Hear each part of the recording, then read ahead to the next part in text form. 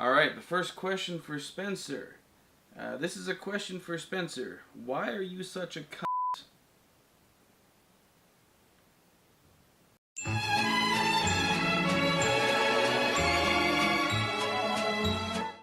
Alright, so this is our Ask Me Anything for the Dr. Face campaign. We put out questions on both of our social medias the last couple of weeks, and we had a free suggestion box that people could ask questions anonymously, and we would answer them regardless of what they were. And we got 18 questions, so we're going to fire through these. Alright, the first one is for Ryan. Ryan, why did you get into filmmaking, and how do you enjoy it? How do I enjoy it?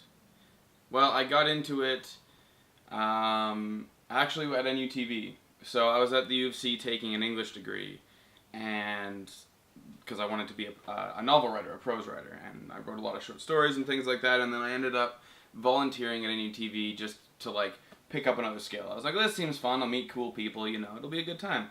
And I showed up and I PA'd some shoots for a while, and I was like, this seems like a lot of fun. And then I, you know, talked to the producer program director, told him I was a writer, and he got really excited, and I started writing some stuff, directing some stuff for them, and I really enjoyed the, I guess, wide range that cinema has, you know, like you're not, with novels you've got words, and words can do so much, but there's something about But they can never hurt you.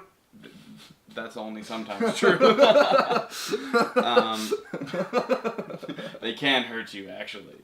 But yeah, and I really enjoyed the audio visual sort of combination and the ways that you can play with that kind of thing to make your story felt by the person watching it. Mm-hmm. And yeah, ever since then that's been what I wanted to do. Finish my degree, went on to SAIT, and here we are. And as for how I enjoy it, I love it. I can't picture myself doing anything else. I can't work a 9 to 5. I've held a lot of jobs in my time, and I get really, really tired of them within a year or two. And I push through. Like I've held on to really terrible jobs for 5 years, 6 years, and just hated it. And it just, I don't know. Creativity is important in everybody's lives, I think, and creativity is something that is lacking in our society, I think, in a lot of ways, and there's a lot of people trying to make it more prevalent. So yeah, no, that's where that's at. That's a good answer. The next one's for Spencer. Is it? Is it? It's that one. Oh, why is this different from the first film? I think we can both answer that question if you want to go first. This is different from the first film because it's going to be cinematically, it's going to be beautiful. Because of like what we're doing with it, we're gonna try and have like highly saturated colors and go for the complete 80s vibe. The VHS look. The VHS look. Also, it's gonna be bigger. Like we've got 6 shoot days planned out with like room for pickup shots and whatnot. But everything that we've written so far, me and the co-writer David Lazarenko, everything that we've written so far, I've been actually really happy with. I'm still waiting on a script. Yeah, we'll read that as soon as we're done this. Alright. But yeah, no, I've been happy with like everything we've written so far with it. Plus, I feel like I've improved as an actor since the last time, and I think that I can actually do this role properly this time. Which is funny, because the first one won me a Best Acting Award, but I didn't like my performance in it. I hated it. You know what, though? I mean, that's what spurred this, isn't it? Is that a nomination for Best Comedy and the award for Best Actor kind of thing? And I think, for me, what's going to make this different is the first one was a joke. Yeah. You know, the first one was us being silly. We were testing out some different styles of comedy, and we were also making fun of pretentious art films. And that was a big thing. We were making fun of a lot of stuff, but we never expected it to be something that was gonna, you know, go out into the world. Like we wanted people to see it, but we didn't expect it to necessarily be something hugely impactful. It was just it was fun. It was funny. We were hoping to bring some laughs into people's brains, and it was like a 1 minute long like fake trailer, which already There's only so much you can do. Yeah, that was gonna be silly, and then it ended up being an 8-minute long fake and trailer, then it ended, which yeah. was crazy. But like, I think the thing that surprised me with the first film, honestly, was the fact that it did make like a bit of a difference in the film community in Calgary, at least.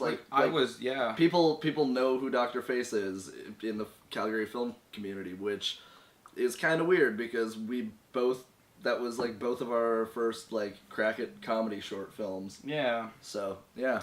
And I mean, yeah, I'm excited. This is going to be 25-30 minutes. It's going to have a full cohesive story. Now that we have a character fleshed out that is, I guess it's a character people know, you know? Like we don't have to spend 10 minutes of this 30-minute short film trying to tell you who Dr. Face is. You will know, and if you don't, you can watch the first film and you can kind of get a sense of things, right? Yeah. So we can really just dive right into getting into his character and getting into his flaws and using a comedy of errors to try and, I mean, that's all comedy, but using a comedy of errors to try and really, you know, flesh out this character, which I'm quite excited for. Yeah. Alright, the next question is, where do you see yourselves in 5 years? Do you want to go first? Sure. I always have a hard time with these questions. I think that I get asked them a lot in classes, I get asked them a lot by friends and family, I get asked them by all kinds of people. And my answer is always kind of, I'm not sure. I mean, there's the level that I'd like to be at, which is I would love to be working completely full-time in the industry. I would love to be doing, I would love to be directing my own features. I would love to be making money doing it. And I would love that to be my career. And then on the other side of that, like the reasonable, realistic goal is that I'll probably be working as a union grip because that's where I'm at right now and making my money and doing my own stuff on the side. But that's kind of what I think is going to be my 5 years from now. Hopefully with a few features under my belt. Yeah. No, that's completely reasonable. I am overly optimistic with all You always are. Yeah, like, I'm always like, no, fuck it, we're shooting for the moon. In 5 years, I want to have this film that we've been working on for like a year and a half now. I want to get that out. It's called Hookup and Delivery. I want that to be out for sure within the next couple of years, and I want to do a lot more dramatic work, like really dramatic acting, because I think that in 5 years I want to at least get an Oscar nomination. That's honestly a goal of mine. It's an optimistic. There's a level of shoot for the stars and a level of you know, don't set yourself up for failure. Yeah, but like there's also a level of like, if I shoot for that high of a level, then anything below it is still good because I'm trying at that. I'm trying to do that hard.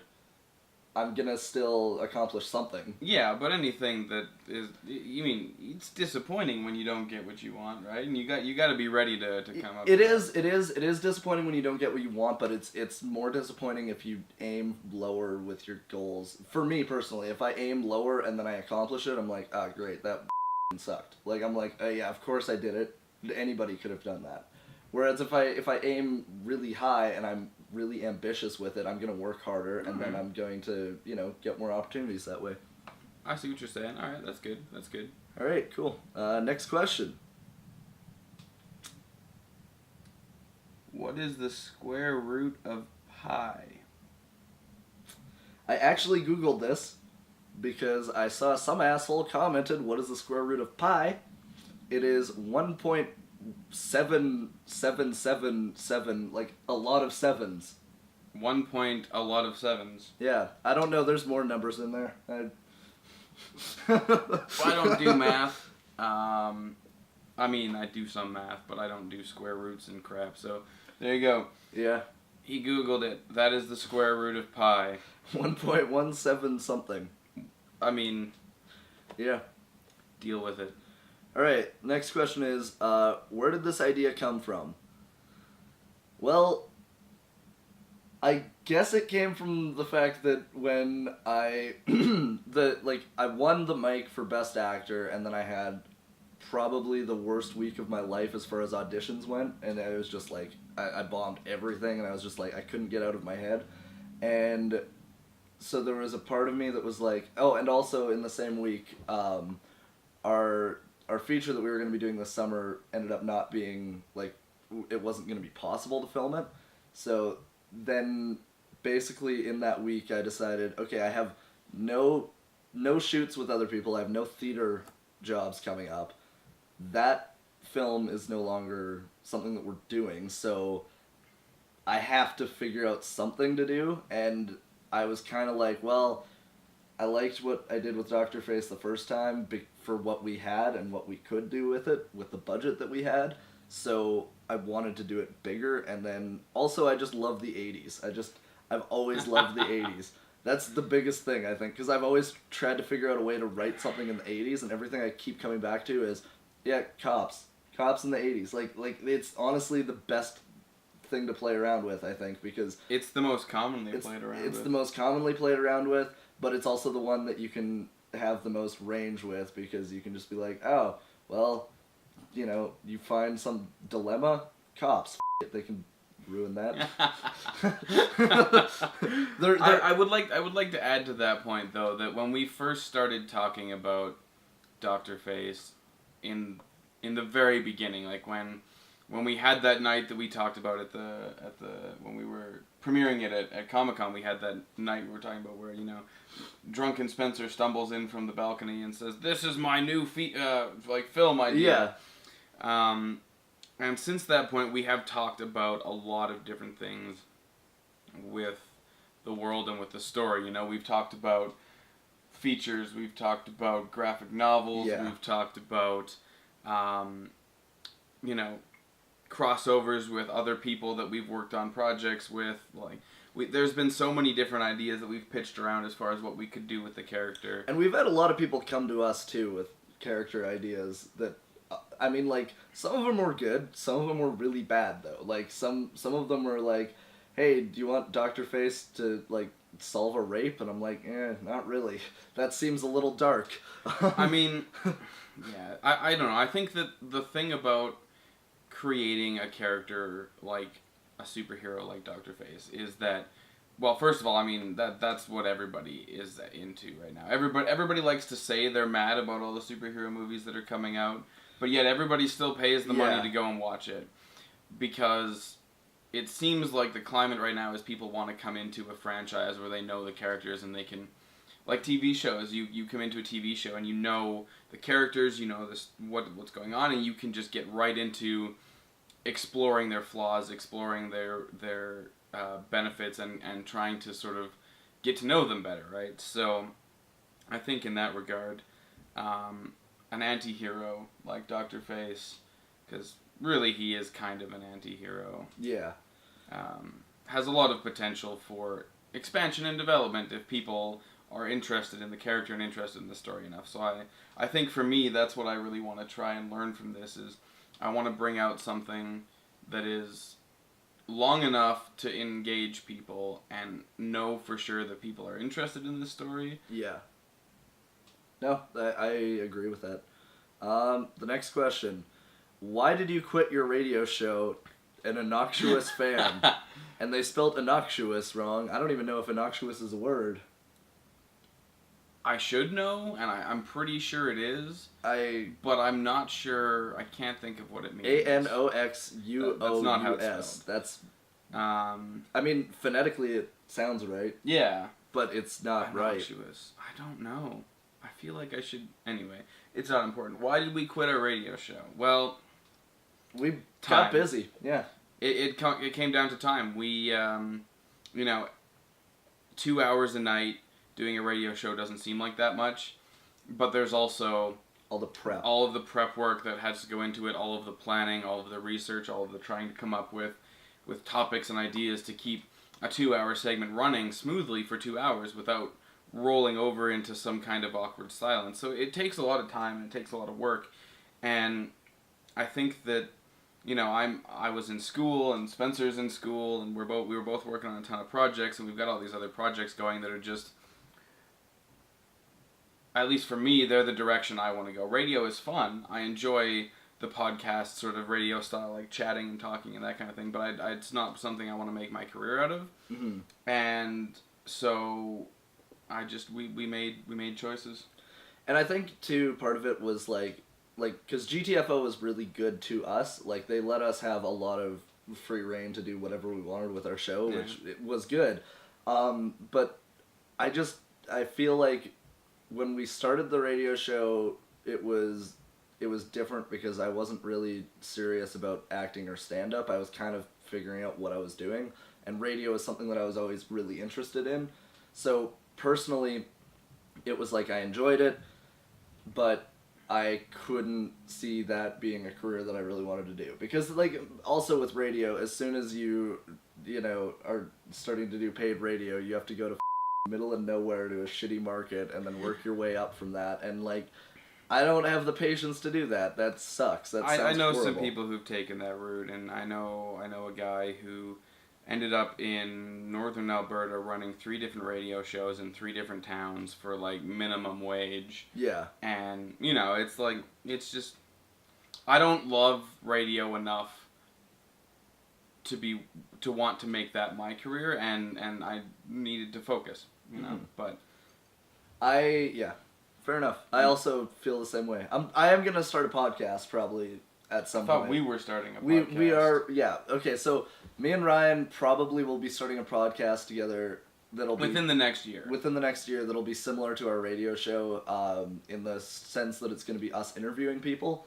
I've got... I don't know about you, but I know we were talking about 3 different shows on that too, so... And so, like, if we do a podcast,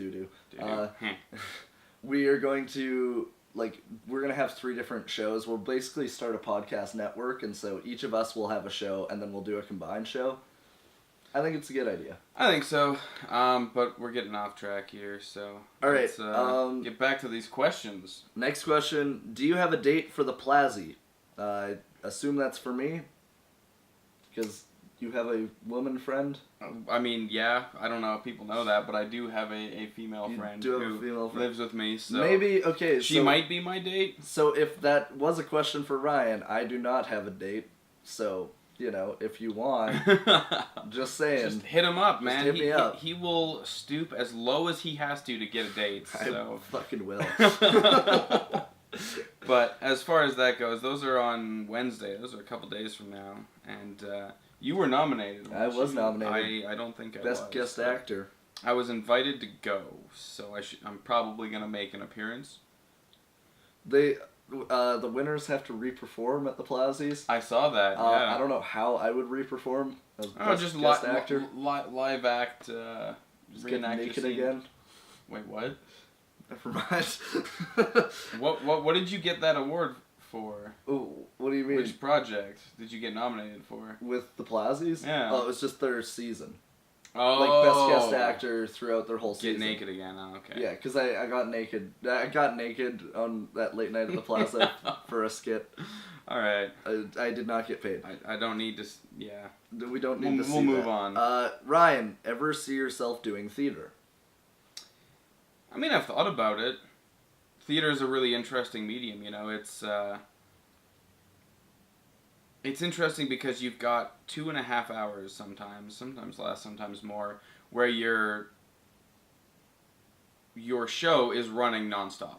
You don't have time to, you know, you have to be ready to do the whole thing without error, or if there's error, make it look like there isn't error on stage, and do it for a 3-week run. And do it for a 3-week one, which I think is really interesting. I would not pretend that I have any experience in that realm, and I would not want to offend anybody by saying I'd probably be amazing at it, because I have no idea. And I mean, if we learned anything from Birdman, sometimes you just gotta not dip your toes where you don't belong. But I mean, having said that, if the opportunity presented itself, or if there was ever a show that I wanted to do, I mean, I would definitely consider it. But I think that, and this is going to be a tooting your horn sort of moment, but I think that I think that you would be a good theater director because you are the type of director that allows actors to explore their characters freely. You're not like the type of director that is like meat puppet dance, which I is hate those. I do too, and so that's why I think you'd be a good theater director because Okay. you would be able to like you'd be able to see what options actors pick, and then you'd be able to direct them in the right direction with it. Okay. That's an interesting point. Not to say that like there's necessarily anything wrong with people who choose to be very specific about how they direct their actors, but No. I think that Cause me, I get does, better results. It does turn out good sometimes, but the only thing that I like as an actor, I hate that because it's like I can if someone has a good idea, I want them to explain it to me and like I'll do it. But if it's like you show up and they just go, all right, this is the exact way that you're gonna do it. Now go, meat puppet. That's the most annoying thing as an actor because it's like, yeah, I know what I'm doing. And I mean, you have the experience. Like most directors haven't necessarily acted. I'm sure there are quite a few who have, but there's also a lot who haven't. And the actor is the one who knows how to take that character and or at least that character that's on the paper and make it nuanced into a real person and kind of absorb it. You know, so I think in that regard, you have to give the actor some creative control over their character so that they can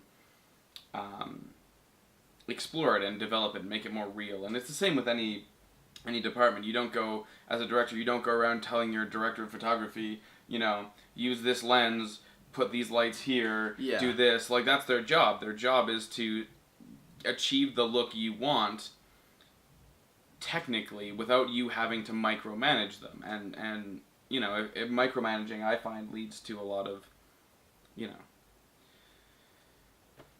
stale things. Yeah. So.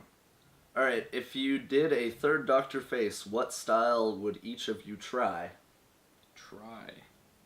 Well, I know we were actually talking about that like 10 minutes ago in relationship to the script. If you want to like... Yeah, I think if we did a third Dr. Face, I would want to do a mockumentary. And the reason that I say that is because just because of the way that this one is going to end sets up perfectly for a mockumentary style if we were to follow, you know, this one after it's done. But if we don't, because I mean the first one and the second one don't really connect. It's the same characters, but there's no like overlapping story with it.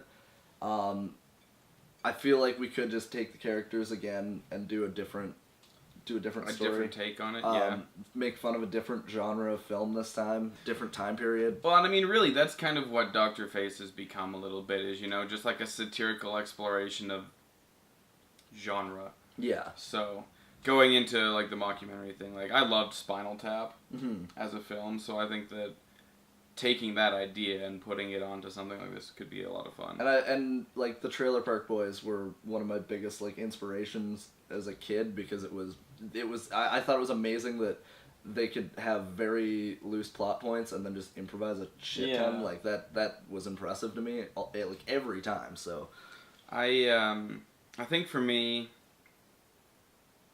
I don't know. We've done the film noir style. We're doing the 80s kind of thing. Like mockumentary. I think that for me, I would be interested in trying something that played to my most commonly explored genre, which would be science fiction. And I don't know how that would happen.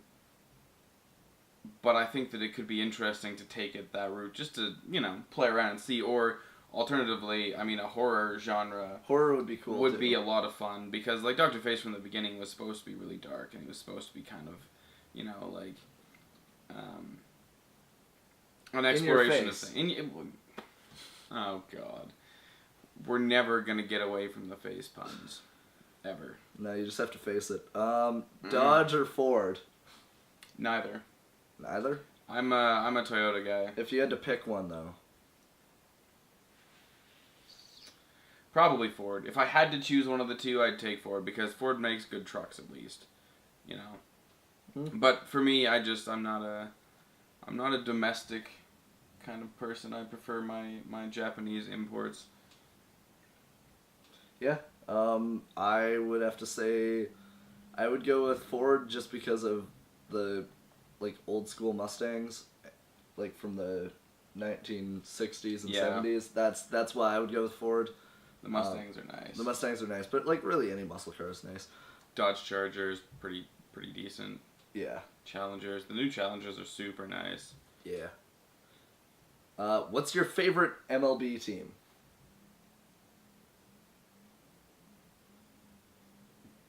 Baseball. Obviously, we really enjoy sport. I mean, I enjoy watching sports with people. Yeah.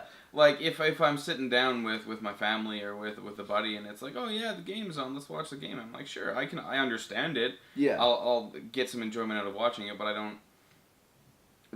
don't devote myself to the success of sports teams per se. But I mean like, as a Canadian, I would love to say that I am Blue Jays, Yeah, I would say that because I don't watch a lot of baseball, but I do put it on once in a while just when I'm like I want to have a nap. Like it's like a nice relaxing thing to watch sometimes because nothing happens. Nothing happens in it. I would say that my favorite just pissing everybody off. I would say that my favorite team though is the New York Yankees because they're kind of like the Saskatchewan Roughriders of Major League Baseball. Like they're not really that good, but they have the biggest fan base. Yeah. And they were good. They have the most World Series. They just 27 World Series. Yeah. Who's your favorite comedians? Oh. You want to start this one? Yeah. My favorite three. I have three favorite comedians.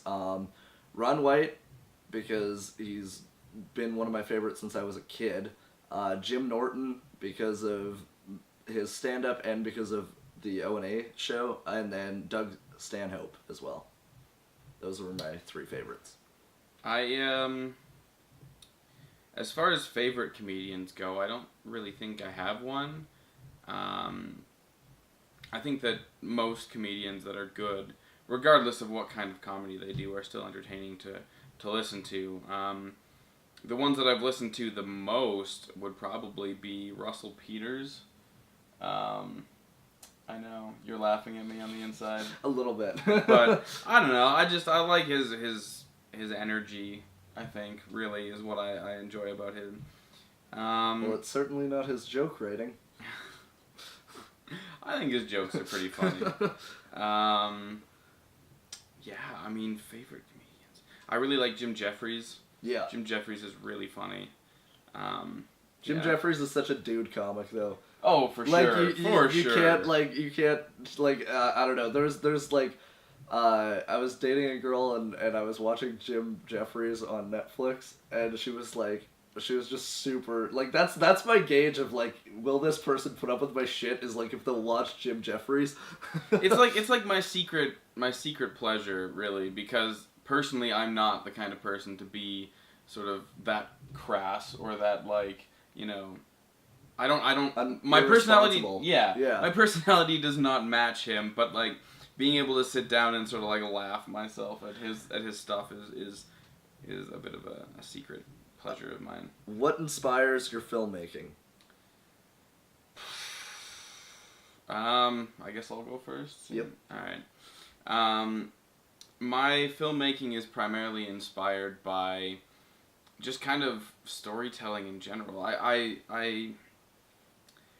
It doesn't matter what genre of film it is. It doesn't matter what artwork it is. It doesn't matter what piece of writing it is. Everything that I take in that is a creative art, I really try to find something about it that I enjoy and something that I can take from it. I mean, I loved German Expressionism a lot. When I took film studies, that was one of my favorite eras, was the Expressionist time period. I love science fiction, I love horror, I love exploration of the darker side of people. Like I sit and think a lot about how shitty people are in like a general sense. Individuals are great and like that's not always the case for everybody, but like there's a lot of terrible things that people do and there's a lot of darker stuff kind of inside us that we try and hide and push away, and I really like to just like rip that out. Yeah, so that's that's really my thing. I just like exploring the things that people don't like to talk about. Yeah, I would say I like that element. I like doing that, but making fun of it. You know, like I really enjoy making fun of things that make people uncomfortable. Because I feel like it opens more of a discussion than complete silence on these issues. That's more so for my writing than like my specifically for filmmaking. For filmmaking, I would say like I very inspired by filmmakers like Kevin Smith, Oliver Stone. I don't know who else really as filmmakers inspire me, but I don't know. It's kind of I look at films and then I'm like, all right, I really like that. It's not too many that are very specific for filmmakers. It's just I have oddly specific favorite films, so I'm like, that inspired me because of this. Like Martin Scorsese's Goodfellas is my favorite movie of all time, and it's but like there's like that's the only one of his movies that I really enjoy. You can't tell me you didn't love Taxi Driver because but that's what I mean. Like I like it, but that's not in my top 10 even. Okay. And like I liked La La Land, but I didn't like Whiplash. You know. See, I haven't seen Whiplash. So. I liked Baby Driver, but like I didn't like Shaun of the Dead. So there's. I don't know if I can talk to you anymore. But what I'm saying is like I feel like there's pieces from every big director that could inspire me, but it's but not their whole catalog. Yeah, and I mean I think everybody has really good movies and really bad movies, and it doesn't matter so much. It does matter the person because every auteur sort of has their own style, and I like to explore all of those. But that's also why comedy I think is really. For me, is really interesting because I've only been doing it for a short period of time, but I find that like comedy is the best way to call attention to faults or flaws in people and organizations. Because if you can sit and laugh at something, you're not going to get immediately offended by it, and you're not going to immediately reject that idea, and sort of wall up your own thoughts. You're going to be more open to exploring the idea and thinking about what it has to say. So well, and that's another thing about comedy, like you have to be able to like look at the like I said with my writing style, you have to be able to look at the dark shit and be able to talk about it, because if you can't make fun of something, then I don't know. I'm a big proprietor for either everything is on the table or nothing is on the table as far as what you can talk about. So yeah, I'd say so. Like you can't just say, oh, you can't make fun of this thing or you can't make fun of that thing, but you can make fun of other things. Like if you can make fun of stuff, you should be able to make fun of everything that has flaws, because that's how we grow and that's how we get rid of ideas and beliefs and systems that don't work and bring in ones that do. Or at least work better. So, all right. Opinion on the OJ SImpson parole hearing. I didn't follow it. All right. Well, the juice is loose again. The juice is loose. Okay, my opinion on it is it's okay. He was in jail for 9 years for something that was not the fact that he murdered 2 people. So, yeah. So like. But also, if he had murdered those 2 people, then and if he was a Canadian, he would have been out in 3 years. So it doesn't. I don't know if that's true. Well, I mean, that guy Vincent Lee or whatever cut off that guy's head on a Greyhound bus, and he's walking free now without. He's not even on parole anymore. He's just or probation. He's just free. So, and that was only 8 years ago. So. I mean, to be fair, though, the whole incarceration thing, it's great to lock up, threats to humanity and things, but, sticking them in a jail cell is not the most efficient way of controlling, especially when gas chambers are. Well, I wasn't going to... Jesus Christ. All right, well, anyway, that's not where I was going with that. Yeah, I mean, the most I know about that case is I watched the news coverage of of the helicopter chase and whatever after, like, when they were trying to catch him and stuff, and, like, I know a little bit about it, but to be honest, I don't make a point of following criminal cases that much. That's fair. I don't think that... I think that it's important for people to know what happened, but I don't think that publicizing it and making it a spectacle is good, because we're just creating almost a negative star system, a celebrity about this person who did a shitty thing. Well, and the thing is too is like OJ in his parole hearing recently was like still kind of like life of the party type of person, which was kind of like, it was offensive to watch, because I'm like, this is someone who killed 2 people and held up someone because they had sports memorabilia of his, like held someone hostage, okay, at gunpoint. That is, and he's like joking in the hearing and stuff, and I'm like, how did we seriously this up? Yeah. But he's gonna probably have his own podcast and a reality TV show. Everybody's gonna follow him to see what's going on with OJ. He's gonna get a Twitter account. Twitter wasn't around before he went to jail, so that's OJ on Twitter is gonna be interesting. I don't know. Maybe in a few years maybe it'll be done. Steal that joke out of my mouth. All right, that's fine. Mine would have been worded better, anyways. Oh, fuck off! All right. How did you 2 meet? NUTV. I literally okay, so we met because I was volunteering at CJSW and a mentally disabled man told me to go to NUTV, and I listened to him. And the first person that I met at NUTV when I walked through the door was literally just Ryan. He had a big curly afro at the time, and he was like, "Hey man," and that was my first interaction with Ryan. Was he was like, "Hey man," and I was like, "Yeah, this is pretty cool." So the moral of the story is listen to mentally disabled people, and they tell you to go places. They know what they're talking about. Because eventually it'll win you a Best Acting award. There you go. And yeah, I mean, God, I don't even remember that day very well. It was just a blurry day, but I remember that moment of being like sitting at NUTV and like walking out, because I was there all the time at that point, and just like this dude walked in, I was like, huh, what an interesting looking fellow. And I think I might have been associate producer at the time. Yeah, you were. I had a goatee at the time too, which was. So I my job was to sort of greet people and sort of represent our organization, and so I was welcomed him in, and we chatted about stuff for a while, and then he just kept coming back, and I was just super curious to see where it was going to go, and he made a bunch of offensive jokes and offended half the people at the organization, and then eventually left, and now here we are. Yeah.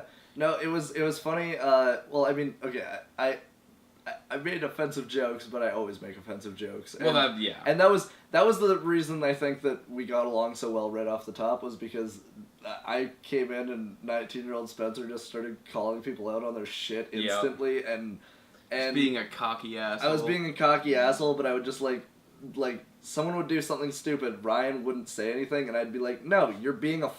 This is why you're an asshole.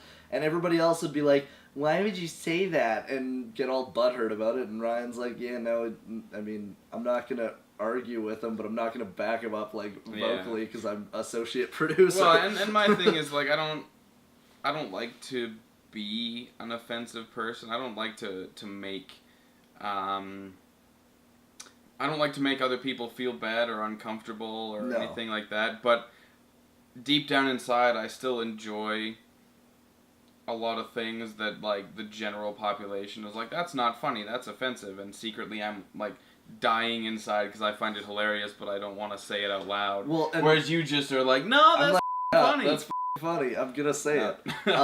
And also, shortly after meeting each other, we started working on Ryan's web series, The Quieting, because we were doing the Story Hive with that, and we also started writing the first thing that we were gonna do together that was a comedy that was called Jesus Christ, the Untold Tales. Yeah! And it went nowhere, and I'm kind of glad that it did, because that probably would have f***ed our careers, like, instantly. Well, okay, because at the time, I don't think either of us had the experience to write it cleverly funny and do it. Shoot it properly. But it was basically going to be like making fun of the entire story of Jesus in the Bible, like the New Testament. We were just going to, from before birth, Mary gets knocked up by some random dude and then like lies to Joseph, and that was the start of it. Was like that was what started and then we filmed a Patreon video to get funding for it. Didn't get any, which is probably a good thing. Which is probably a good thing. I put $1 towards it. Oh, good job. I put $1. Proud of you. I probably supporting our dreams. Probably. Honestly, like that was kind of funny because you dragged me into that one, and I at first I was like, I don't know if we should be doing this because it's like offensive, and you're like, no, it'll be fine, man. I mean, like we'll just find our audience, and do you really care who hates you anyway? And I'm like, well, yeah, but I mean, I guess you have I don't know. So, but there you go. Yeah. No, it makes sense, honestly. And look, 3 years later, we're still pals. There you go. Somehow he managed to grab on and stick around. Well, I would say the funniest thing is we worked together at NUTV, and we hung out a ton, like, that first, 6 months, and then you and Jess were going to be moving in with a bunch of people, and then everybody else bailed on you, and and I lived in the shittiest house possible at the time. I lived with 6 people who never cleaned, so the house was actually gross. We had cockroaches in Calgary, which is not something that should ever be said. So he was like, hey, do you wanna how are you? I remember the way you asked it. You were like, how are you to live with? And I was like, oh my god, don't this sentence up because you can't possibly live in this gross-ass cockroach-infested house any longer.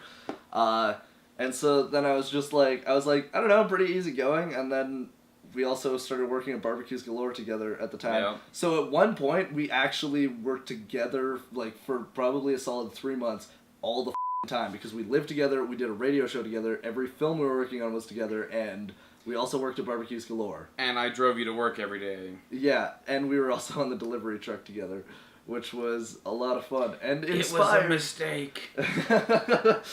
I quickly learned don't move in with your friends unless you know really what they're like. Yeah, no, I think we both learned a lot from that because it was different for both of us because it was okay.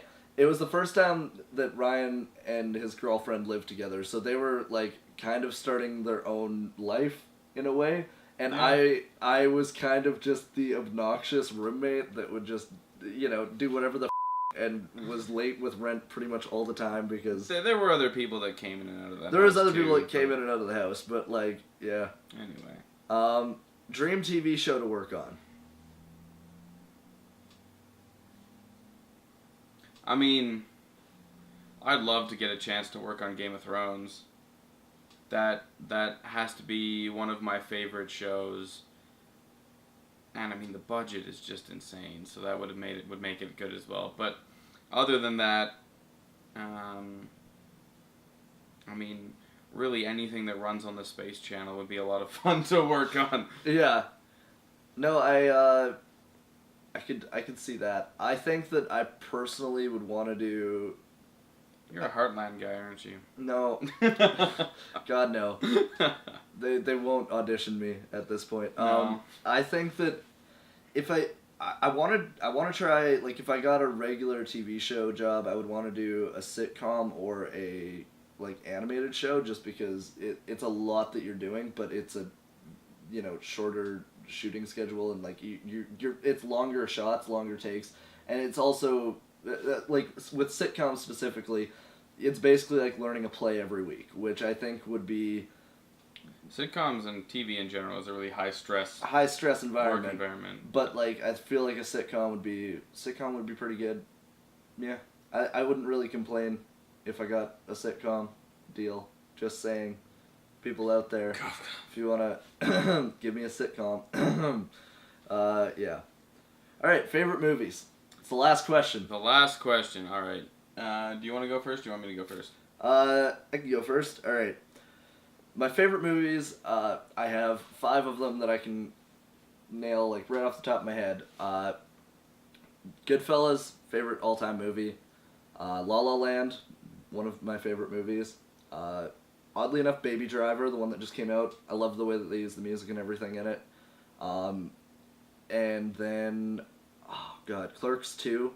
I felt like Clerks 2 was amazing. Suits you. And it suits me. It's also like just incredibly offensive. But Kevin Smith did the right thing with it. Like he made it offensive, but he was making fun of the people that were saying the offensive things. He wasn't like he got to make the offensive jokes and make fun of the offensive jokes at the same time. Exactly, which is something that I really admire because that's really hard to do. And then I think Rocky. Really? Those are my 5 favorite movies. Rocky, eh? Rocky, yeah. And it's not even like I like it because the hero doesn't win. The hero gets his ass handed to him, which is you're talking the first one, yeah, right? The first one. Like, it's realistic. After the first one, like, the second one was good, and then they just went really downhill. But the first one I thought was really good. I never really got into those, to be honest. That's fair. As far as mine go, again, like, I have a really hard time with favorites because I don't usually rank things based on favorites. I just take a little bit of everything from a little bit of everywhere. But as far as movies that I would watch over and over again and not get bored of, I mean, Lord of the Rings is obviously in there. Let's see. I really enjoy, and not because it's the most well-made movie, but because of the concept. I really love Pandorum. A lot of people shit on that movie, and for good reason in some aspects. Like, there's a lot of things about that one that are I could have done better where I am now if I had the same budget, but I still I love that aspect of it, you know, and psychological thrillers are just great. As far as comedy, is there even a favorite comedy movie? I don't think there is. Yeah, I don't think I have a favorite comedy movie. I think I just watch a lot of them. Clerks, the original Clerks was really good. I really enjoyed watching that one. I think Star I showed Wars, you that one, which you did. Makes me happy. You did show me that one. Star Wars, again, not the highest quality movies. I don't know. I find that my tastes are interesting because I spend a lot of time with a lot of film students and a lot of film people, and there's pretty much not a perfect split, but there's like a divide with no middle ground. There's the people who cannot watch bad movies, and there's the people who enjoy bad movies for what they are. And I definitely fall into that category where, like, I can watch a terrible movie and still enjoy watching it and still take something out of it, you know. See, I would say that I agreed with that apart from, like, there's been movies that have actually just made me fucking mad. Well, yeah, there's some that I haven't been able to get. Like, The Room I can enjoy because it's a piece of shit and you know it's a piece of shit. But, All Eyes on Me, the Tupac movie, was so bad. I haven't seen it. It was aggravatingly bad. And then they teased it, like, it's too long, first of all. It's too long, it's chronologically wrong. Like, the order of events did not match up whatsoever with Tupac's life. They also, for some reason, felt that it was necessary to remake all of his music videos with the new actor, which looked stupid. Also, they had, like, all these timelines with Jada Pinkett Smith that didn't really make sense, and I'm like, why are you doing this? And then, for the last 20 minutes of the movie, they tease his death, and I'm like, the movie's been going on for 2.5 hours at this point, just cap the motherfucker. We know how he dies. Oh. We know how he dies. I don't need to sit here any longer. Also, half of it felt like it was shot on a goddamn iPhone. Like, It was just so bad and shaky. Well, I'm sorry to hear that. Oh, man, I was so mad. I left the theater actually mad, and that is the only time that has happened to me. Shaun of the Dead. To go back to comedy, I think that's one of my favorite comedy movies. As far as, like, observational comedy goes, I think you'd call it that. Just because it just really, it explores really interesting ideas about people being zombies anyways, but it's funny. Simon Pegg is amazing. Like, I don't know. Simon Pegg's good in everything he does. He is. Simon Pegg's A Fantastic Fear of Everything is a very good movie. as far as like, because it's sort of psychological thriller, but then it's also a comedy, and it's this weird juxtaposition that just jives so well. I really enjoyed that one. I mean, if we were going to talk about favorite movies that would have inspired Dr. Face too, I have a couple of those, like Lethal Weapon, the first one. Lethal Weapon is amazing. It's amazing, and it's Die Hard. Die Hard as well. Beverly Hills Cop. The soundtrack from any Nicholas Winding Refn movie ever. I don't know who that is. Oh, have you seen Drive with Ryan Gosling? Oh yeah, okay. Yeah, Nicholas Winding Refn, or Only God Forgives, Neon Demon. Anyway, those are his 3 big ones, and they're really dark. They're really, really f***ed up. The soundtrack is all 80s synth, and it's just great. And yeah, they're really, really good movies. Drive is actually probably in my top movies too. And Baby Driver. Oddly enough, 2 of my films that are in like my favorites are Ryan Gosling movies, and 2 of them are about car chases. Yep. Well, I mean, Baby Driver isn't about car chases per se. It's more about characters. Well, that's why I like that movie so much. But like, so is Drive. Drive is a lot about characters. It is. It's just the fact that there's a large element of both of those movies where people are driving. And I don't fucking drive, so why do I like those movies so much? Because you don't drive. I guess. You're just inside. You're just yearning to be able to get behind a wheel and cruise. Yeah. Funny enough, I drove a semi for my first job out of high school. I drove a semi hauling grain. And I was okay, first off, I had to stall it when I got to corners because I didn't know how to shift down. You mean put it in neutral and hold on to the brake? That's what you didn't know how, I don't think you should be driving a car if you don't know how to stop. Well, no, I know how to stop, but it was like to shift down because it was a 10-speed. So you had 5 gears, and then you had to flip the switch and get it into like 8. So I'm driving down the road in 8, and I'm like, well, fuck it, I'm gonna stall it because the corner is coming up, and I don't know how else to like I would try and stop, but I didn't know what I was doing. I also at one point drove around the field with the emergency brake on. Oh, or the parking, yeah, no. And like that wore through the brakes like immediately. I got screamed at really good for that one, and I deserved it. It was a dumb move. You'd think you'd smell / hear. Oh, I smelled it, but I didn't know what the fuck it was. I was just like, we're in a flat field, and my boss got out of the vehicle and didn't throw the emergency brake off. He turned it on. He just like threw it on, and so I was like, I didn't see him do it. So I'm driving around the field, and all of a sudden there's just smoke bellowing out from underneath this semi, and I'm like, I don't know what's going on. All right, well. I would like to thank you guys for submitting questions. I had a lot of fun doing this. Yeah. I'm really looking forward to making this film. I think it's gonna be. I'm glad you're so enthused. It's gonna be a lot of. I am tired, and in a wee bit of pain, so my enthusiasm might be a little bit low in my voice, but. I'm quite excited to make this, and I really appreciate all of the support we've gotten from a lot of different people, from all of the people who've donated, from Vern's for hosting us for our comedy fundraiser. Which we raised $300 at, so thank you to everyone who came out to that. So that's really exciting. I mean, we have enough of a budget to at least rent some gear right now. And get some props. So that's really exciting because that's... honestly, the hardest part about making a movie is getting the equipment to do it properly, you know? And they always say, there's that saying, like, it's not the equipment, it's the person using it. And to a point, it's true. I mean, you know, you can make stuff with almost no money and just rig together whatever to make it happen. But in the end, I mean, that only goes so far. And being able to have some lights will be very nice. So yeah, we want to thank everybody for, all their help so far on the campaign. We have 14 days left in the IndieGogo, so if you want to donate to the campaign and help us become better filmmakers because of, giving us a better budget, the link will be down below. If this is on YouTube or Facebook, it'll be down below.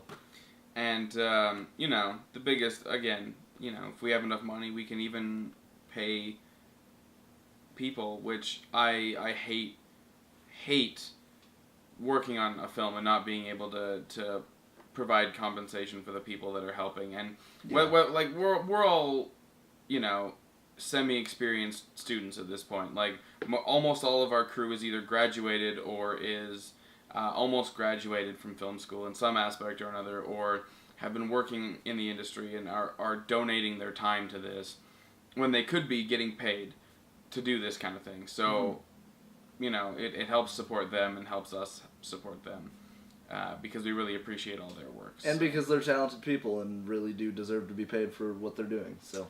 Yeah. All right. Thanks so much for watching, guys, and I mean, hopefully we'll see you at the premiere.